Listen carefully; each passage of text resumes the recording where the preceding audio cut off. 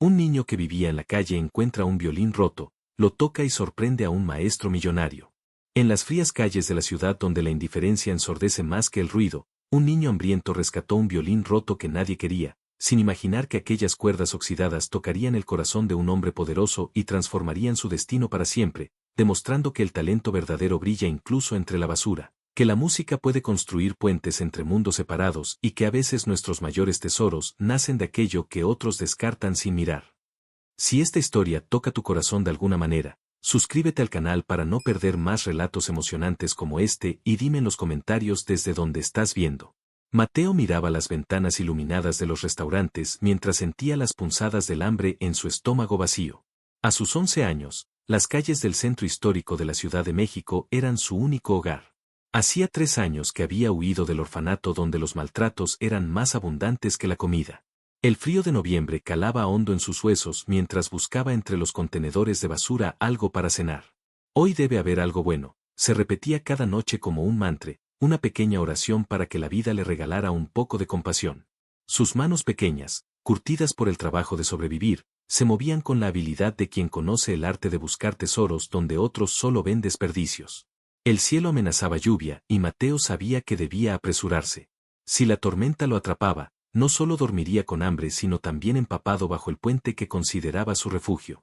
El sonido de los autos y las risas lejanas de familias completas le recordaban lo que nunca había tenido.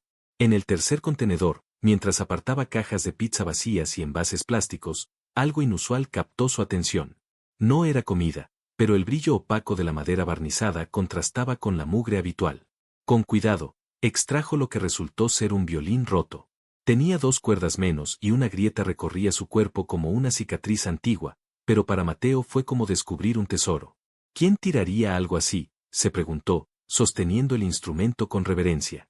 Su abuelo, antes de morir, había sido músico en una pequeña orquesta local.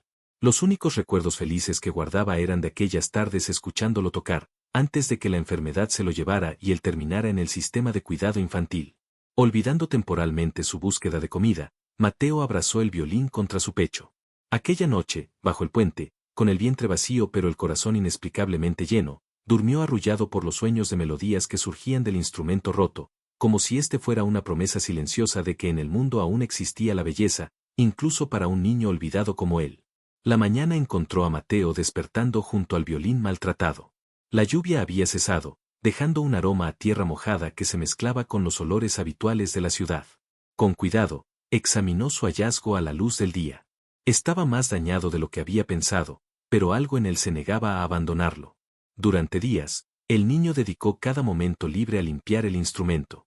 Con agua de una fuente pública y un trozo de tela que encontró, pulió la madera hasta que recuperó parte de su brillo original. Las cuerdas restantes, aunque oxidadas, seguían intactas. Mateo recordaba cómo su abuelo afinaba su viejo violín, y con paciencia infinita intentó imitar aquellos gestos guardados en su memoria. Si me escucharas ahora, abuelo, murmuraba mientras sus dedos ajustaban con delicadeza las clavijas. El primer sonido que logró arrancar del instrumento fue estridente, casi doloroso, pero para él fue como escuchar la voz de un amigo largamente silenciado. En las semanas siguientes, entre la búsqueda de comida y refugio, Mateo practicaba. Sus manos pequeñas recordaban más de lo que él mismo creía posible. Las melodías que su abuelo le había enseñado comenzaron a tomar forma, imperfectas pero reconocibles. Los otros niños de la calle lo observaban con curiosidad, algunos burlándose, otros escuchando con genuino asombro. «Ese violín está más roto que tu futuro, Mateo», le gritó una vez Tomás, un chico mayor que controlaba uno de los territorios para mendigar. Pero las burlas no lo detenían. Cada día, Mateo mejoraba un poco. El violín se convirtió en su confidente, su único amigo en un mundo que parecía haberlo olvidado. A veces, algún transeúnte le arrojaba unas monedas cuando lo veía practicando en la esquina de la Alameda Central, pero él no tocaba por dinero. Tocaba porque, por primera vez desde que recordaba, sentía que existía un propósito en su vida más allá de simplemente sobrevivir un día más. Este violín y yo estamos igual de rotos, pensaba mientras guardaba el instrumento en la mochila desgastada que contenía todas sus posesiones, pero todavía podemos hacer música. La estación Bellas Artes del metro era un hervidero de gente que iba y venía, todos apresurados, con la mirada fija en sus propios destinos. Mateo había descubierto que los viernes por la tarde, cuando los trabajadores regresaban a casa con el alivio del fin de semana en sus rostros, solían ser más generosos con las propinas. Posicionado junto a una columna, sacó su violín roto y comenzó a tocar. Las primeras notas de Cielito Lindo flotaron tímidamente entre el bullicio, como pequeñas aves buscando espacio en un cielo congestionado. Algunas personas pasaban sin mirarlo, otras dejaban caer monedas en la gorra raída que había colocado frente a él. Un policía lo observaba con desconfianza desde lejos, pero mientras no causara problemas, lo dejaría estar. A medida que ganaba confianza, sus dedos se movían con mayor seguridad sobre las cuerdas gastadas. La música fluía desde algún lugar profundo de su ser, un lugar que guardaba los recuerdos de su abuelo enseñándole pacientemente, nota por nota. Era una interpretación imperfecta, con notas perdidas debido a las cuerdas faltantes, pero había en ella una emoción tan pura que resultaba imposible no sentirla. ¿Dónde aprendiste a tocar así, chamaco?, le preguntó una señora mayor mientras depositaba un billete en la gorra. Mateo solo sonrió tímidamente y continuó tocando. No estaba acostumbrado a hablar con extraños que no fueran otros niños de la calle. Lo que Mateo no sabía era que entre la multitud de ese viernes particular, se encontraba Guillermo Montero, director de la Orquesta Filarmónica Nacional, quien regresaba de una reunión en el Palacio de Bellas Artes. Montero se había detenido a mitad de escalón, captado por aquella interpretación improbable que surgía de un rincón de la estación. Con curiosidad profesional, el maestro se acercó para observar mejor al intérprete. Lo que vio lo dejó sin aliento, un niño pequeño, con ropas visiblemente sucias y desgastadas, tocando con absoluta entrega un violín que más parecía una reliquia rescatada de un naufragio que un instrumento musical.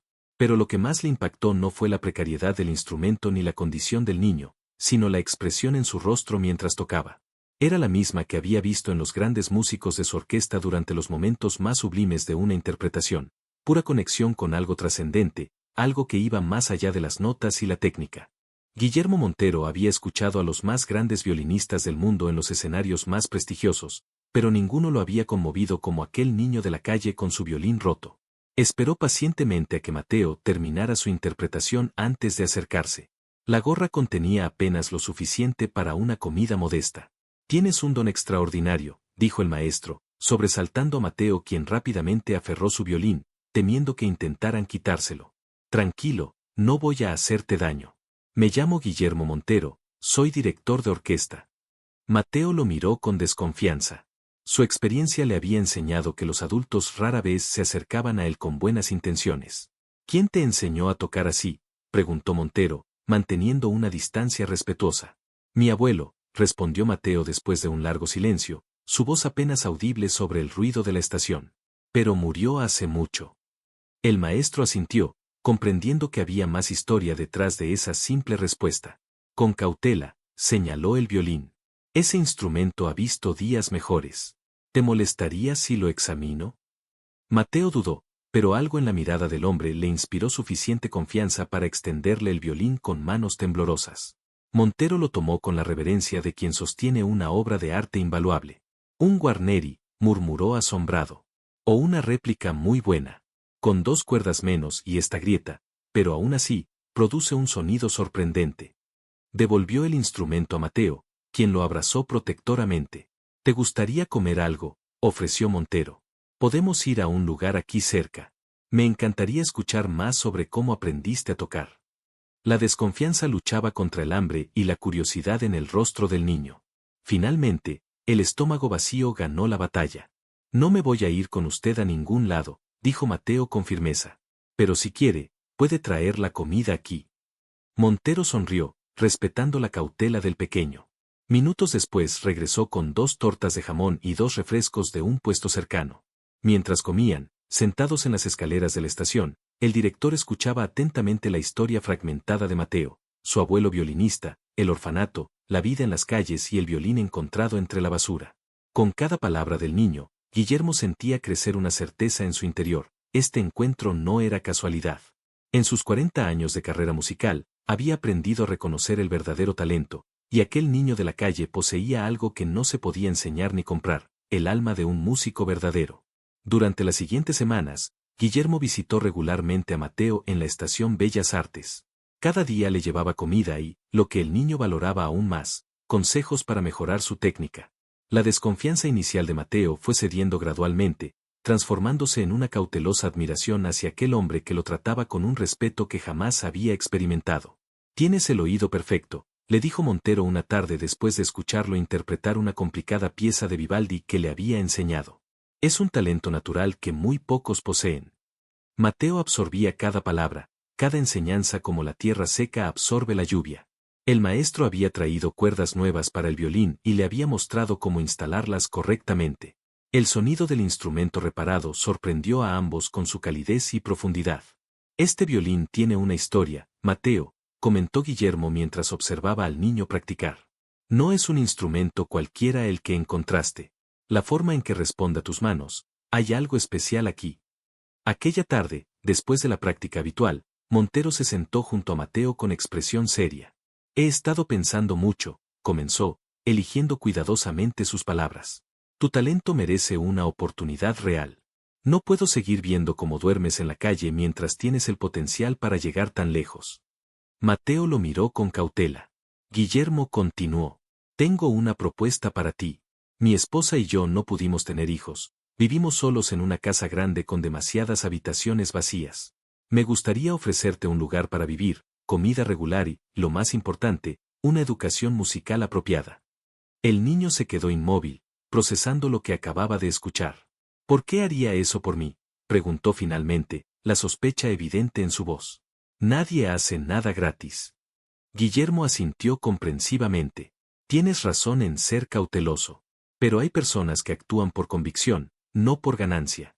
Veo en ti lo que he buscado durante años en músicos con todas las ventajas del mundo: pasión auténtica, conexión genuina con la música. Sería un crimen permitir que ese talento se desperdicie». «¿Y si no funciona? Si cambio de opinión?», cuestionó Mateo, aunque por primera vez en su corta vida, una llama de esperanza se encendía en su interior. «Entonces serás libre de irte, sin condiciones», respondió firmemente el maestro. «Pero prométeme que al menos lo intentarás». Mateo miró su violín, ahora con todas sus cuerdas y un sonido renovado gracias a los cuidados de Montero. Luego observó la estación, el frío suelo donde dormía, los rostros indiferentes de los transeúntes. Por primera vez en mucho tiempo, se permitió imaginar un futuro diferente. «Lo intentaré», murmuró finalmente, «pero me llevaré mi violín. Es mío». El hogar de los Montero era una elegante casona en las lomas de Chapultepec, con un jardín exuberante y ventanales que dejaban entrar luz a raudales. Para Mateo, acostumbrado a los rincones oscuros y húmedos bajo los puentes, era como haber entrado a otro planeta. Carmen, la esposa de Guillermo, lo recibió con una calidez que inicialmente lo desconcertó. No estaba acostumbrado a las sonrisas sinceras ni a las manos gentiles que le ofrecían toallas limpias y ropa nueva. «El baño está listo con agua caliente», le dijo amablemente. «Tómate tu tiempo». Mateo se quedó paralizado frente a la bañera. Hacía tanto tiempo que no se bañaba con agua caliente que casi había olvidado la sensación. Con movimientos cautelosos, como si temiera que todo fuera a desaparecer de repente, se sumergió en el agua tibia. Las lágrimas se mezclaron silenciosamente con el agua del baño mientras frotaba años de suciedad de su piel. Esa noche, acostado en una cama real por primera vez en años, Mateo no pudo dormir. El colchón era demasiado suave, el silencio demasiado profundo sin los ruidos constantes de la calle. Se levantó y se sentó en el suelo, donde se sentía más seguro, abrazando su violín como siempre había hecho. Así lo encontró Guillermo a la mañana siguiente, dormido en el suelo con el instrumento entre sus brazos. «Llevará tiempo», comentó a Carmen mientras observaban al niño dormir. «Ha vivido demasiado para su edad». Los días siguientes fueron un delicado baile de adaptación. Mateo saltaba ante cualquier ruido inesperado, escondía comida en sus bolsillos y miraba constantemente hacia las salidas. Pero también comenzaba a mostrar destellos de curiosidad y asombro ante su nueva vida.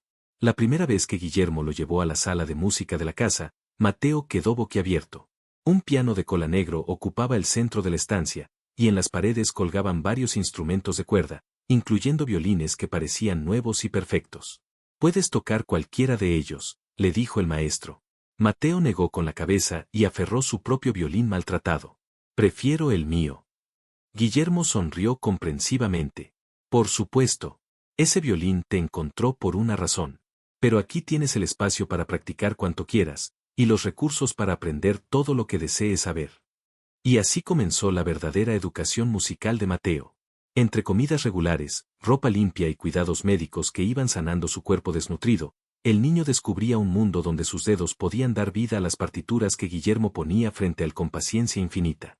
La música no es solo técnica, le explicaba el maestro durante sus lecciones diarias. Es un lenguaje que habla directamente al alma. Y tú, Mateo, ya sabes hablar ese lenguaje. Solo necesitamos pulir tu acento. A medida que pasaban los meses, las pesadillas que atormentaban a Mateo comenzaron a espaciarse. Ya no despertaba gritando, bañado en sudor frío, reviviendo momentos de terror en las calles o en el orfanato. La constancia de su nueva vida, la paciencia inquebrantable de Carmen y Guillermo, estaban obrando pequeños milagros diarios en su alma herida. El progreso musical de Mateo era asombroso incluso para el experimentado maestro. En 6 meses había avanzado lo que a otros estudiantes les tomaba años. Sus manos parecían tener memoria propia, como si hubieran estado esperando toda su vida por la oportunidad de expresar la música que habitaba en su interior. Es extraordinario, comentó Guillermo a su colega Javier Díaz, primer violín de la Filarmónica, quien había venido a conocer al prodigio del que tanto hablaba el director. Tiene una intuición musical que no puede enseñarse.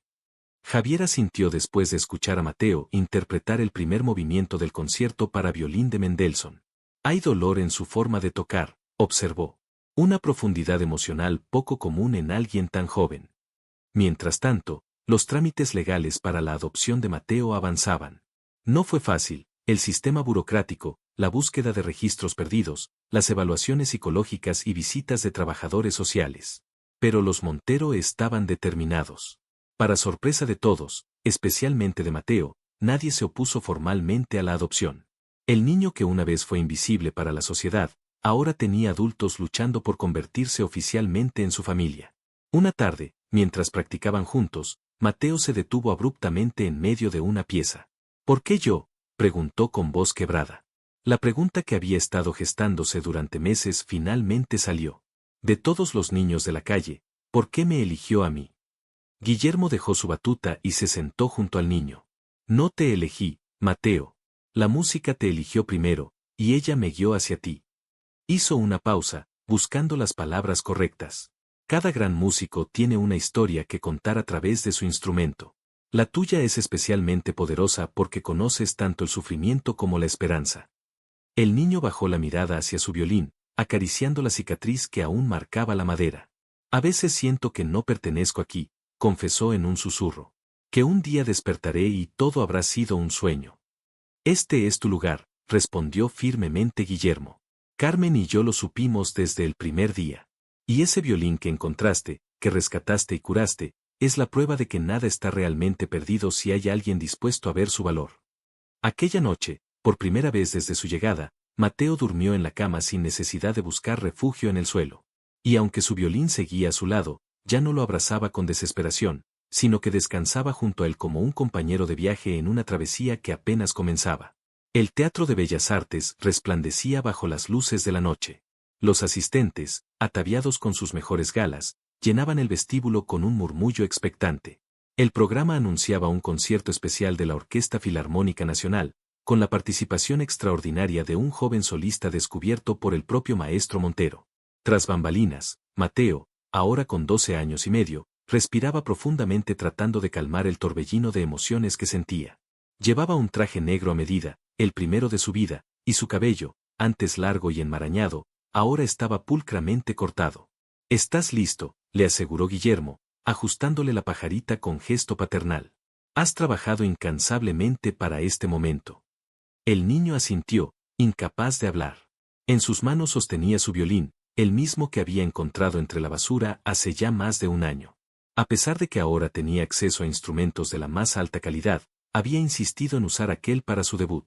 Guillermo había accedido, comprendiendo el profundo significado simbólico del gesto. Un luthier profesional había trabajado en el instrumento, reparando la grieta y reemplazando piezas dañadas, pero manteniendo su esencia original. Ahora, aunque todavía mostraba las cicatrices de su historia, producía un sonido cálido y vibrante que muchos violines nuevos envidiarían. 5 minutos, anunció un asistente de escenario. Mateo miró hacia la cortina que lo separaba del público. Entre los asistentes estaban Carmen, radiante de orgullo, varios de sus profesores del conservatorio donde ahora estudiaba oficialmente, y algo que nadie esperaba, 3 de los niños de la calle con quienes había compartido refugio bajo el puente, invitados personalmente por él y vestidos con ropa prestada para la ocasión.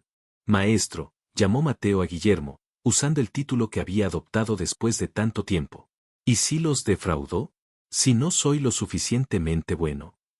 El director se arrodilló para quedar a la altura de sus ojos. Mateo, cuando te escuché por primera vez en aquella estación del metro, no vi un niño tratando de ser bueno. Vi un alma expresándose a través de la música con absoluta honestidad. Eso es lo único que necesitas hacer esta noche, ser honesto con tu música. Las luces se atenuaron en la sala. La orquesta ocupó sus lugares y Guillermo entró al escenario recibiendo un cálido aplauso. Después de las palabras introductorias del director, llegó el momento. Y ahora, tengo el honor de presentarles a un joven cuyo talento trasciende cualquier circunstancia, Mateo Montero. El apellido aún sonaba extraño para el niño, un regalo tan valioso como el hogar que había encontrado. Con paso firme, entró al escenario bajo la luz de los reflectores, su violín en una mano y el arco en la otra. Miró al público, luego a la orquesta, y finalmente Guillermo, quien le dirigió una sonrisa llena de confianza. Colocó el violín bajo su barbilla, ese gesto que había practicado miles de veces desde que encontró el instrumento roto, y cuando la orquesta comenzó los primeros compases del concierto en la menor de Bach, Mateo cerró los ojos y dejó que la música fluyera a través de él. La ovación fue ensordecedora. El público, inicialmente intrigado por la historia del joven prodigio, había sido completamente cautivado por su interpretación. Mateo saludó tímidamente mientras flores caían al escenario y los músicos de la orquesta golpeaban sus atriles con los arcos en señal de admiración. Guillermo lo abrazó con fuerza antes de que ambos abandonaran el escenario. Lo hiciste, Mateo. Es solo el comienzo. Tras el concierto, una pequeña recepción se celebraba en uno de los salones del teatro. Críticos, patrocinadores y músicos se acercaban para felicitar al joven violinista.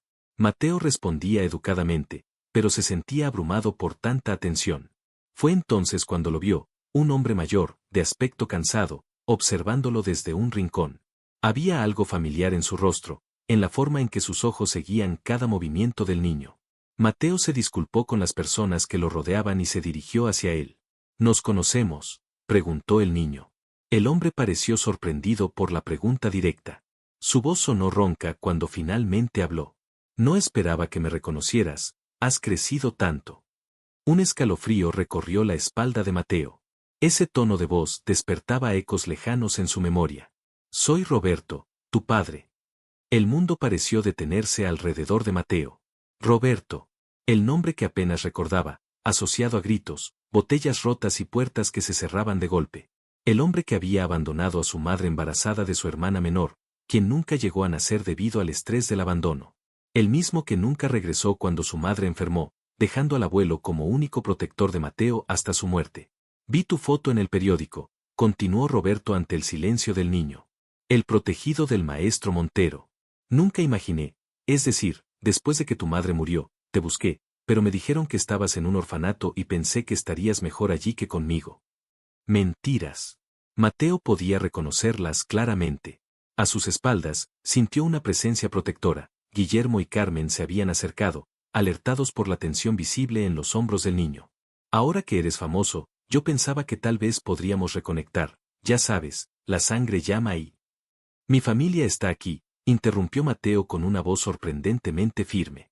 Me encontraron cuando nadie más me buscaba. Roberto cambió su expresión. Soy tu padre legalmente, chamaco. Podrían pagar por... El proceso de adopción está finalizado, intervino Carmen con firmeza. Y sugiero que se retire antes de que llamemos a seguridad. El hombre miró alrededor, notando las miradas hostiles que comenzaba a recibir. Con un gesto de frustración, se alejó murmurando amenazas vagas sobre abogados y derechos parentales. Esa noche, de regreso a casa, Mateo permaneció en silencio mientras los recuerdos que había mantenido enterrados emergían como fantasmas. Guillermo y Carmen respetaron su introspección, ofreciendo solo su presencia reconfortante. Ya en su habitación, Mateo tomó su violín y comenzó a tocar suavemente, una melodía improvisada que expresaba todo lo que no podía decir con palabras: el miedo, la confusión, la rabia, pero también la gratitud por haber encontrado un refugio verdadero. Estamos aquí, Mateo, dijo Guillermo desde la puerta, después de escuchar por varios minutos. Nada va a cambiar eso. El niño asintió, sin dejar de tocar. Algunas batallas debían librarse en solitario, con el único acompañamiento de las notas que surgían de su violín cicatrizado, un testigo silencioso de que las heridas, como las grietas en la madera, podían sanar y transformarse en parte de algo hermoso. 3 años habían pasado desde el debut de Mateo en Bellas Artes. A los 15 años, su talento ya era reconocido internacionalmente. Había ofrecido conciertos en Nueva York, Londres y Viena, siempre acompañado por Guillermo y Carmen, quienes velaban tanto por su carrera como por su bienestar emocional y su educación. Roberto nunca regresó. Los abogados de los Montero se habían encargado de que entendiera que cualquier intento de interferir en la vida de Mateo tendría consecuencias legales. El proceso de adopción había sido completado sin contratiempos, convirtiendo oficialmente al niño de la calle en Mateo Montero. Pero hoy era un día especial por otra razón. Mateo había insistido en visitar la estación Bellas Artes del metro, el lugar donde su vida había cambiado para siempre. ¿Estás seguro?, preguntó Carmen mientras bajaban las escaleras de la estación. Mateo asintió. En sus manos llevaba su violín, el mismo instrumento que había encontrado entre la basura años atrás. Ahora lucía completamente restaurado, aunque la cicatriz en la madera seguía visible, un recordatorio permanente de su origen. Se colocó exactamente en el mismo lugar donde Guillermo lo había encontrado por primera vez. Sacó su violín del estuche y comenzó a tocar. La melodía que eligió no era una pieza clásica de las que ahora dominaba con maestría, sino Cielito Lindo, la misma canción que había interpretado aquel día decisivo. Los transeúntes comenzaron a detenerse, formando un círculo alrededor del joven violinista. Muchos sacaban sus teléfonos para grabar, reconociendo al famoso Mateo Montero tocando improvisadamente en el metro. Pero entre la multitud, Mateo buscaba rostros específicos. Y los encontró: 3 niños de la calle, 2 de ellos nuevos y uno que recordaba vagamente de sus días bajo el puente. Los observó mientras tocaba, notando sus ropas gastadas, sus miradas desconfiadas y curiosas a la vez. Cuando terminó la pieza, la gente aplaudió con entusiasmo. Algunos intentaron acercarse para pedir autógrafos, pero Mateo se dirigió directamente hacia los niños, quienes instintivamente retrocedieron. No tengan miedo, les dijo con una sonrisa. Yo también viví en las calles. Los niños lo miraron con escepticismo. El mayor, que no tendría más de 12 años, cruzó los brazos. ¿Tú eres el niño del violín? Hay historias sobre ti, dijo con una mezcla de admiración y recelo. Mateo asintió. No son solo historias. Y estoy aquí porque quiero mostrarles algo. De su mochila sacó 3 sobres y se los entregó. Dentro de cada uno había una beca completa para la nueva fundación que los Montero habían creado, El Violín de los Sueños, un programa para niños en situación de calle con interés en la música. No puedo prometerles que será fácil, les explicó mientras los niños examinaban los documentos con confusión. Pero les garantizo que si realmente lo desean, la música puede abrirles puertas como me las abrió a mí. Guillermo y Carmen observaban la escena a distancia prudente, respetando el momento. Habían apoyado completamente la iniciativa de Mateo de crear la fundación, comprendiendo que el joven necesitaba cerrar el círculo, transformar su propia historia en oportunidades para otros. Solo uno de los 3 niños, el más pequeño, dio un paso adelante aceptando la invitación. Los otros 2 desaparecieron entre la multitud, llevándose los sobres consigo. Mateo no se desanimó, sabía mejor que nadie que la confianza era algo que se construía lentamente. Esa noche, después de llevar al pequeño Raúl a las instalaciones de la fundación donde sería recibido por el equipo de trabajadores sociales, Mateo se sentó en la sala de música de su hogar. El lugar que años atrás le había parecido un palacio ahora era simplemente eso, su hogar. Mientras afinaba su violín con movimientos automáticos, reflexionaba sobre el largo camino recorrido. Desde el contenedor de basura donde había encontrado el instrumento roto hasta los escenarios internacionales donde ahora lo aclamaban. Pero lo más valioso no eran los aplausos ni los reconocimientos, sino haber encontrado una familia y un propósito. ¿Listo para practicar?, preguntó Guillermo entrando a la sala con una nueva partitura. Mateo sonrió, colocando el violín bajo su barbilla con ese gesto que había repetido miles de veces. Siempre, respondió, y las primeras notas comenzaron a flotar en el aire, recordándole que la música, como la vida, era un continuo de sonidos y silencios, de hallazgos inesperados y segundas oportunidades. Si has llegado hasta aquí y esta historia tocó tu corazón, te invito a mantener viva esta fe con nosotros suscribiéndote al canal y activando la campanita de notificaciones para que no te pierdas ninguna historia que toque el alma. Y si esta historia te conmovió, regálanos un like para poder seguir compartiendo más historias como esta, hechas con todo nuestro corazón. Hasta la próxima.